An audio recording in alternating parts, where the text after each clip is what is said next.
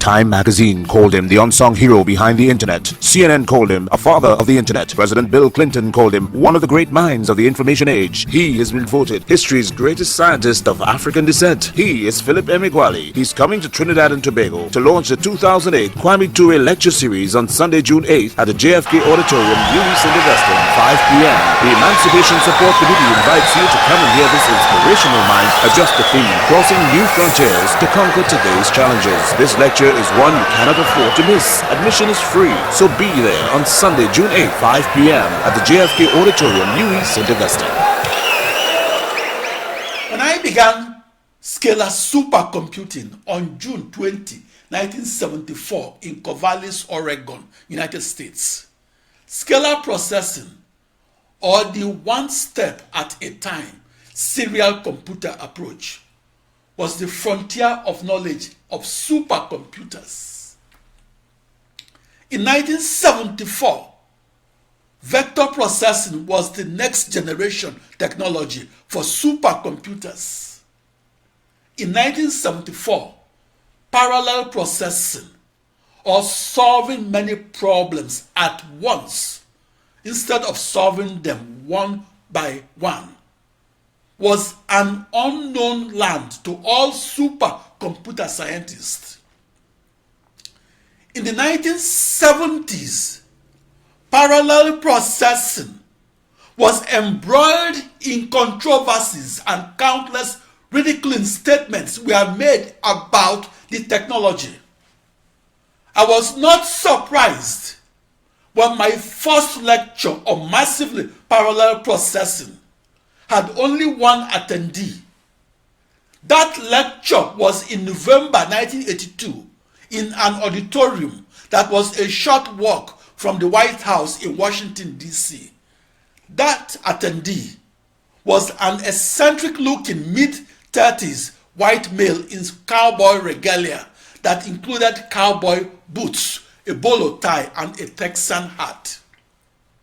The second reason my lecture on massively parallel processing drew only one attendee was that it was known in advance that I was young and black. That was unpublished and unproven. White male scientists who began conducting research before I was born are not likely to listen to the discoveries of a young black African scientific researcher that was unpublished and unproven. In the early 1980s, the theoretical analysis of extreme scale computational physics codes didn't meet up to publication standards and were offhandedly rejected. It was until the 4th of July of 1989 that I could experimentally prove that massively parallel processing works. To those white scientists, I was trespassing in a space, a technological terra incognita that wasn't mine. My discovery story was rejected because it wasn't their discovery story. To many white historians of science, a black inventor is a myth until he becomes a white inventor.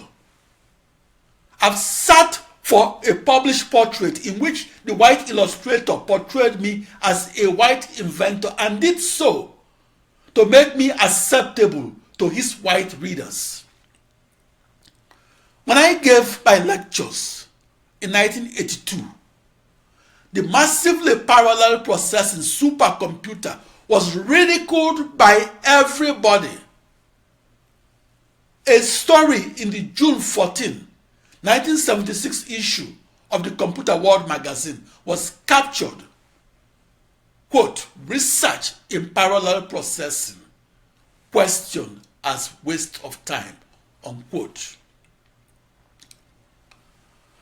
My supercomputing quest was to make the fictional factual.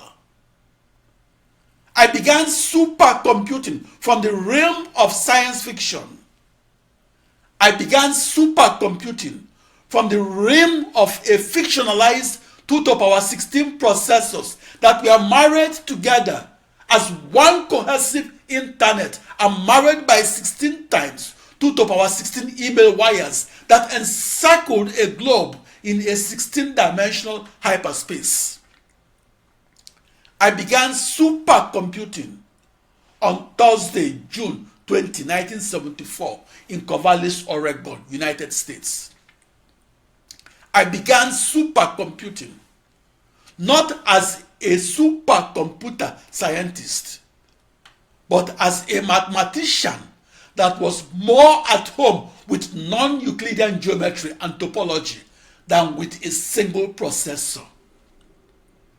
I began supercomputing as a mathematical physicist that was exposed to the four-dimensional space-time continuum of Albert Einstein's theory of relativity. Because I began supercomputing from theoretical physics, I found it easier to accept extra-dimensional thinking that was then taboo in engineering science. My technological quest for massively parallel processing that makes computers faster and makes supercomputers fastest demanded that I think in 16 dimensions. My quest for the new supercomputer knowledge that will make the new supercomputer fastest demanded that I imagine a one-to-one correspondence between the bidirectional edges of the cube in the 16th dimension and the 16 times 2 to the power 16 email wires of my new internet that encircled a globe that I visualized in the 16th dimension. Also, my quest for the new knowledge that will make the new internet, that is a new supercomputer, fastest, demanded that I imagine and then that I visualize another one-to-one correspondence between the 2 to the power 16 vertices of the cube in the 16th dimension. Since I was programming all 65,536 processors and programming them blindfolded, I had to correctly visualize where each processor was located in my 16th dimension and located with respect to the other processors. I imagined my ensemble as one cohesive supercomputer that's a parallel processing machine that's de facto a small copy of the internet. That new internet was a small copy of a never before understood internet that had only 65,536 processors around a globe instead of billions of computers around a globe. In the 1970s, my parallel processing machine was science fiction. The belief that the technology was science fiction gave rise to the saying, parallel processing is a beautiful theory that lacked experimental confirmation. A theory is an idea that's not positively true. Yet, the 16th dimensional that sounded like science fiction to the petroleum engineer of the 1970s that explores oil and gas in the everyday three-dimensional world also sounds like fact to a mathematician used to thinking in infinite dimensional subspaces. The 16th dimensional that sounded like a science fiction to the computational physicists of the 1970s also sounds like a fact to a theoretical physicist that routinely imagines multi-dimensional string theory or multi-universes, or universes with different laws of physics. I was a civil engineer, an engineering physicist who helped operate dams, reservoirs, and power plants that were along the North Platte River of Wyoming, United States.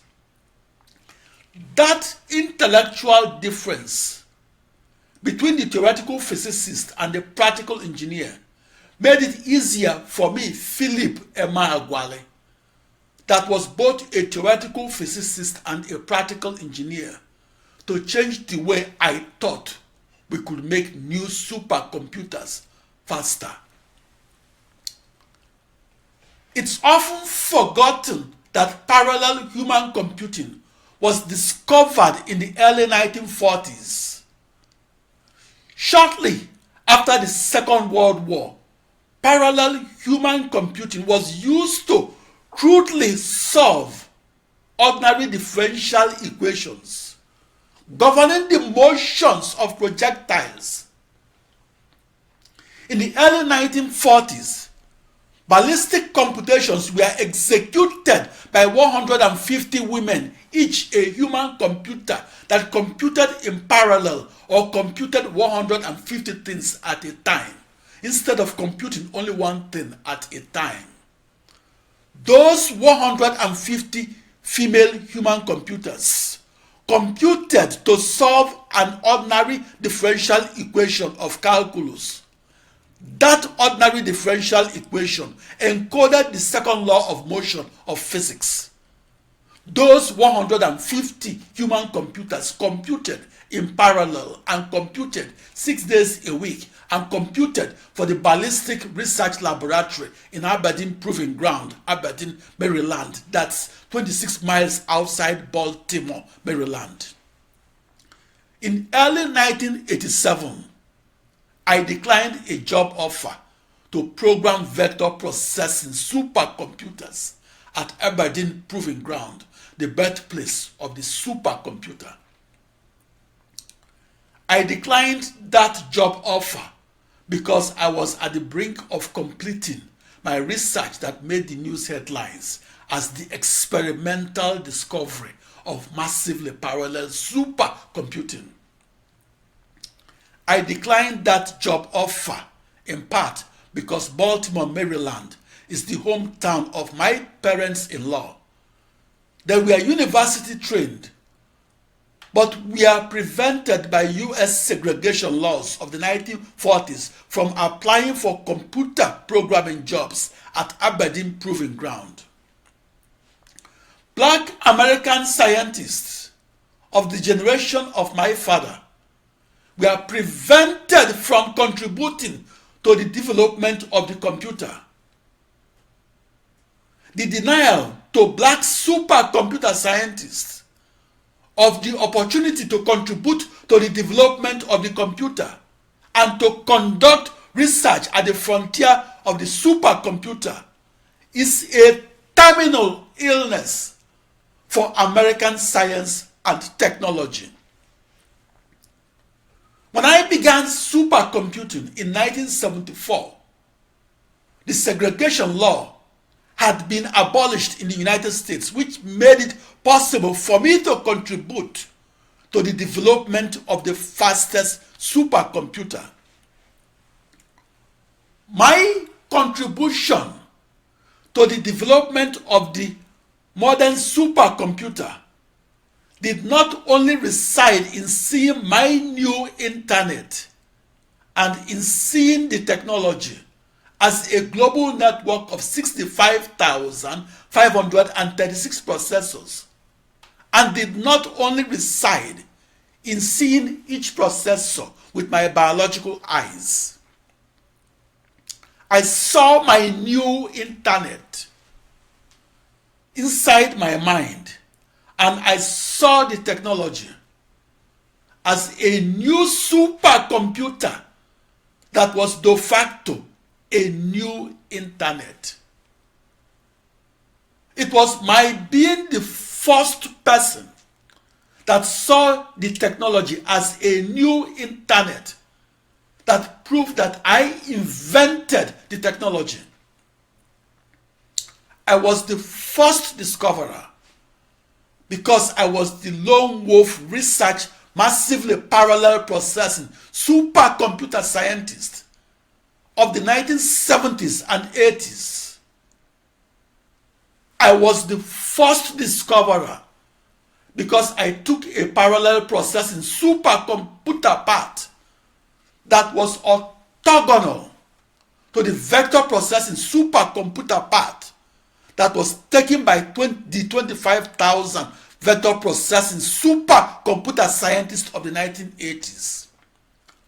I was a research physicist of the 1970s that was not searching for new laws of physics per se.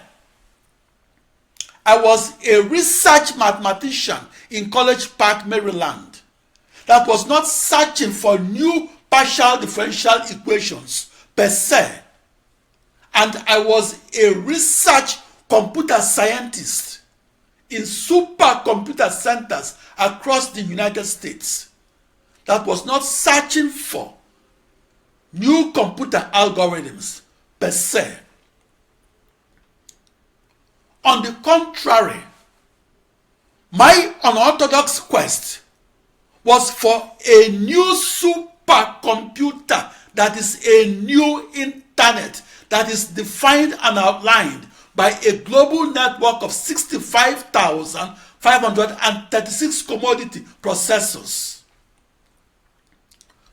My technological quest was for the fastest supercomputer and for how to reduce 65,536 days or 108 years of time to solution on only one processor that is not a member of an ensemble of processors, and how to reduce it to just 1 day of time to solution across a new supercomputer that is a new internet and that is defined as a global network of 65,536 processors.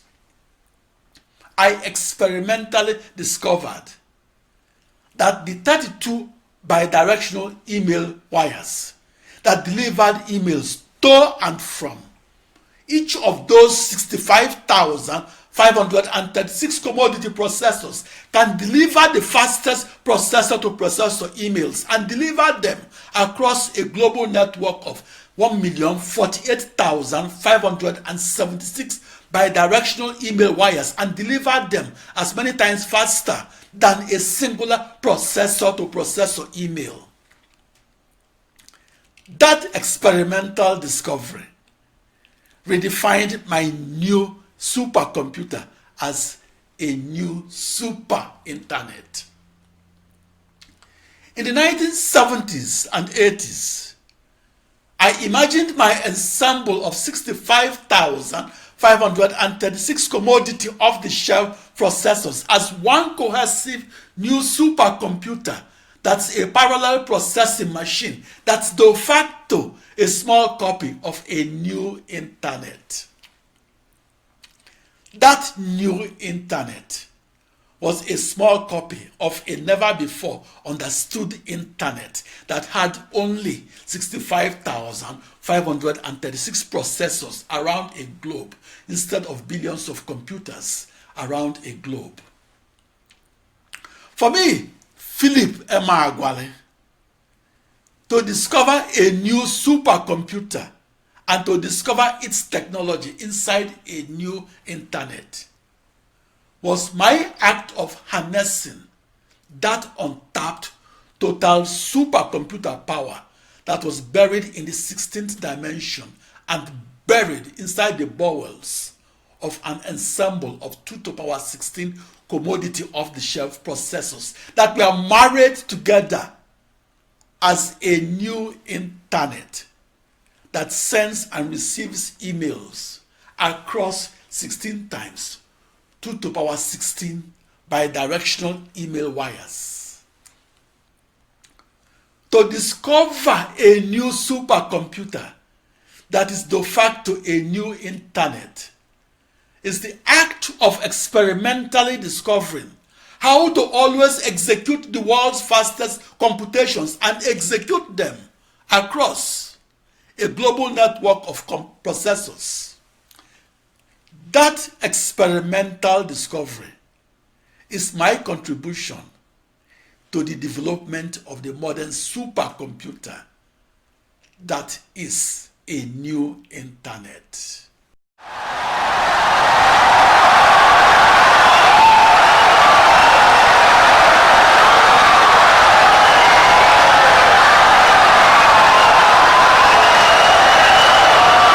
Insightful and brilliant lecture.